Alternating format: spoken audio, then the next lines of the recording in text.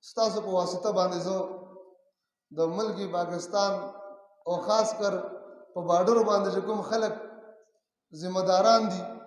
افسران دي څوک دي نو ستاسو په واسطه هغې نه زه یو درخواست کوم دا سویم مطلب تقریبا میاشت نه زیات وشو دلته کې د افغانستان په بارډر باندې په تورخم کې او که سپین بولدک دی او که څومره لارې دي مسلمانانو ته انتهایی تکلیف دی انتهایی هغه چې کوم ملګري اورېدلي دي هغې ته معلومات شته نو بارډر نه هغه زنانه ناستي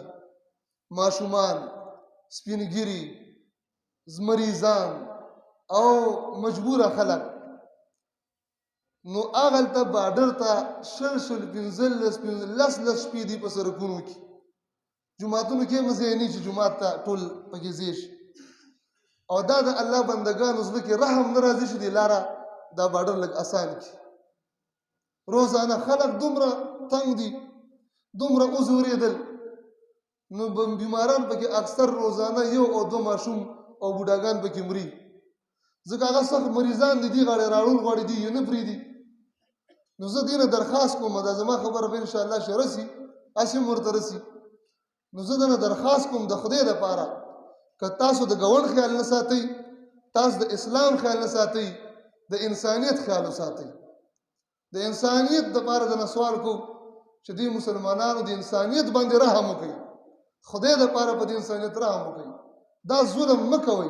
خدای جل جلاله به د غضب څپېړه به په تاسو هم راشي دا تاسو څه کوئ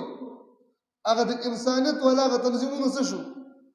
چې هغه مونږ وایو مونږ ته دین د انسانیت درس راکوي څه شو هغه تنظیمونه څه شو هغه دین څه شو هغه مذهبونه څه شو هغه ادارې هغه صرف د کافر دپاره دي چې د کافر خیال دې وساتلی شي کافرانو ته مونږ دلته کې بارډرې کولو کې نوې بارډر انډیا ته چې کافر ته سهولت دې په لږ په اسانه ځي راځي دا سکانه او مسلمانان ته مخبل هم بندي کړي خیر دی کم شرایط وي کمې خبرې د خدای بندګانو دومره ظلم مه کوئ زه ټول ته بار بیا وایم چې داسې ظلم مه کوئ ډېر دردېدلی د افغانستان ولس د افغانستان مسلمانان ډېر زورېدلي دي ډېر دردېدلي دي ډېر تکلیفونه د الله د قرآن د نظام دپاره وزغمل مهرباني وکړئ تاسو دې نور مه زوروئ دې ته تکلیف مه ورکوئ او دې باندې اساني راولئ زمونږ دغه وس دی اواز اوچتو او دا درته وایو بار درته وایو د الله نه ویریږئ نو رب العالمین به تاسو هم راګیر کړي بیا هم د خلاصي ځای نه وي او دا دم درخواست کومه چې خاص کر هغه افسران چې هغه په دې تورخم باندې مامور دي او هغې ته دا خبره ورسېدله نو رحم ځان کې راولي انسانیت ځان کې پیدا کوي د مسلمانۍ په حیث زه نه غواړم انسانیت ځان کې پیدا کوي د انسانیت سره ظلم دی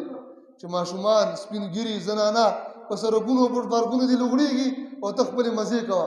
ته اجازت نه ورکړې اب اډر نشته دا څنګه اډر دی